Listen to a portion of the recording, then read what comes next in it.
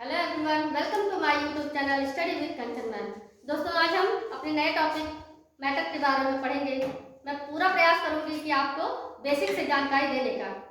पहला हमारा आता है मैटर। सबसे पहले हम मैटर को डिफाइन कर लें, मैटर की परिभाषा आपको बता दें। वैसे तो आपने पहले से कुछ जानकारी मैटर के बारे में रखा होगा, लेकिन आज मैं इसे और डीप तरीके और गहराई से बताऊंगी। आता है, देखिए, पदार्थ। पदार्थ मीन्स मैटर। मैटर क्या है? पदार्थ वस्तु जिनमें भाग होता है, स्थान घेरती है तथा जिनका एहसास हम अपनी ज्ञानेंद्रियों द्वारा करते हैं। कोई भी वस्तु जिसको हम अपनी ज्ञानेंद्रियों द्वारा एहसास करते हैं, उस वस्तु में कुछ भाग होता है, वह स्थान घेरती है। जैसे हम उदाहरण के तौर पर कह सकते हैं, यह मार्कर, इस मार्कर को हमने अपने हाथ पर रखा, इसने कुछ स्थान घेरा होगा। फिर इस मार्कर का कुछ भार अपना होगा, कुछ वजन है, फिर इसे हम हाथ से छू सकते हैं। यह क्या हुआ?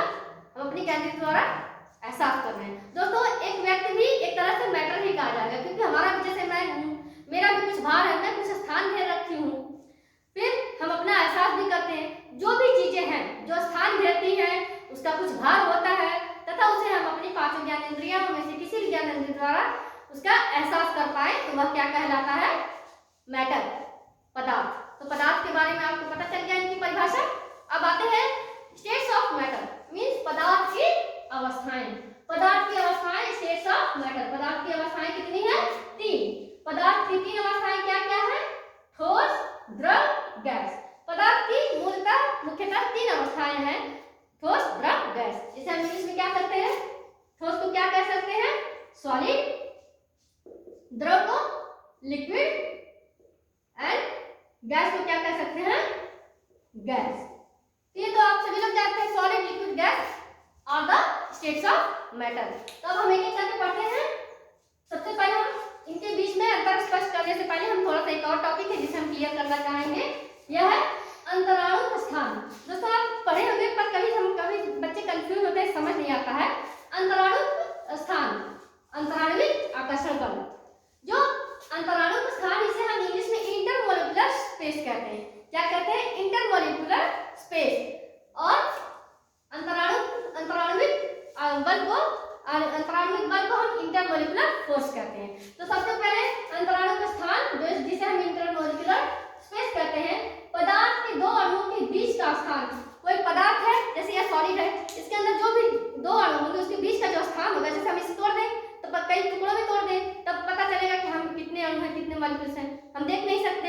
गैस के भी ऐसे मॉलिक्यूल्स अणु हैं जिसे हम देख नहीं सकते, लेकिन सूक्ष्मदर्शी के प्रयोग से हम उसे देख सकते हैं। तो हमारे कहने का मतलब है 2 अणु मींस कई अणुओं से मिलकर के यह पेन बना है, जिसे हम इंटरमॉलिक्यूल्स कहते हैं। जो मॉलिक्यूल्स के बीच में 2 मॉलिक्यूल्स जो है, 2 मॉलिक्यूल्स मींस 2 अणुओं के बीच का जो स्थान है, जो स्पेस है, उसे हम अंतराणु स्थान कहते हैं, या इंग्लिश में इंटरमॉलिक्यूलर स्पेस कहते हैं। लेकिन जो दोनों अणु है, उन दोनों के बीच के स्थान को हमने अंतराणु स्थान कहा। लेकिन 2 अणुओं के बीच में कुछ बल भी लगते हैं, कुछ आकर्षण होता है, दोनों आपस एक दूसरे के पास जाते हैं, आकर्षण होता है। तो दोनों अणुओं के बीच लगने वाले बल को हम क्या कहते हैं? अंतराणविक बल या इंटरमोलिकुलर फोर्स। तो ये क्लियर हुआ। अब हम आते हैं ठोस, द्रव और गैस मींस सॉलिड, लिक्विड और गैस के बीच में डिफरेंसेस यानी अंतर को स्पष्ट करेंगे। अंतर को स्पष्ट करने से पहले यहाँ देखते हैं हम क्या क्या इन तीनों में जो अंतर आते हैं, उन अंतर को हम बताएंगे। तो अंतर में पहले अंतराणु स्थान, जिसे हम अभी पढ़ चुके, अंतराणु के स्थान बल भी हमने बता दिया। अब इनकी आकृति और आयतन, यह चारों डिफरेंसेस तीनों में अलग अलग आएंगे। तो सबसे पहले जो ठोस होता है, जो हमारी सॉलिड है, सॉलिड में हम कह सकते हैं पेन है, पेपर है, लकड़ी है, आइस है, बर्फ का टुकड़ा, ये सब क्या है? ठोस है। तो ठोस को, तो अंतराणु का स्थान मींस जो दोनों अणुओं के बीच का जो दूरी की जो स्थान है, 2 अणुओं के बीच का जो स्थान है, वह सॉलिड में, जो ठोस में क्या होता है? अंतराणु स्थान कम होता है। लेकिन द्रव में ठोस से अधिक है। द्रव जैसे पानी है, पानी को हम ग्लास में रखें, गिलास के आकार का हो जाएगा, बाल्टी में रखें, बाल्टी के आकार का हो जाएगा, जमीन पर रखें तो जमीन पर अलग उसका आकृति बनती है। तो जो जल है, जो लिक्विड है, जिसे हम द्रव कहते हैं, उसका आकार अलग अलग होता है। इस तरह से ठोस में जो अंतराणु स्थान कम होता है, अंतराणु बल अधिक होता है, और आकृति यह पेन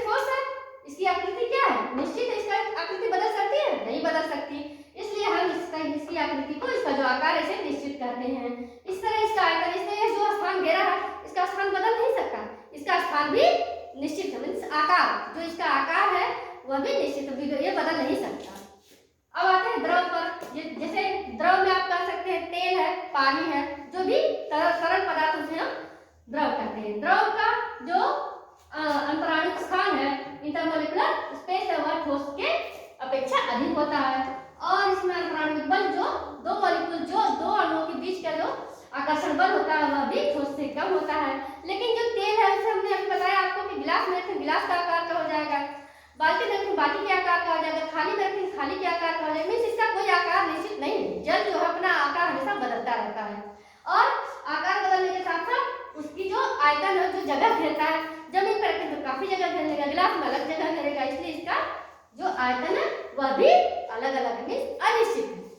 अब इस तरह से गैस में से ऑक्सीजन हवा आप लेते हैं, कार्बन डाइऑक्साइड गैस, जो भी गैस है, उस गैस में भी जो है अंतराणु का स्थान बहुत ज्यादा होता है और अंतराणु बल बहुत कम होता है। दो मॉलिक्यूल, जो दो अणुओं के बीच का जो आकर्षण बल है बहुत कम, क्योंकि वो बहुत दूर दूर हो जाते हैं, इसलिए मैंने लिखा है इसके अणु बहुत दूर दूर हो जाते हैं, इसलिए इसका अंतराणु बल कम होता है। जो इंटरमोलिकुलर फोर्स है वह बहुत कम होता है और जो बीच में दो अणुओं के बीच का जो स्थान है वह भी बहुत अधिक होता है। जब दूर दूर होंगे तो जाहिर सी बात है, जब दूर दूर होंगे तो वह अधिक होंगे जगह।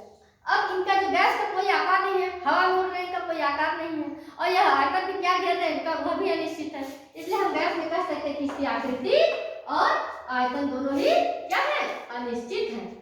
तो उदाहरण के रूप में हमने लिख रखा है ऑक्सीजन, कार्बन डाइऑक्साइड, इस तरह से बहुत सी गैसें हैं जिन्हें हम गैस के रूप में देते हैं। तो आज के वीडियो में हमने पदार्थ के बारे में पढ़ा, अगले वीडियो में मिलते हैं एक नए टॉपिक के साथ।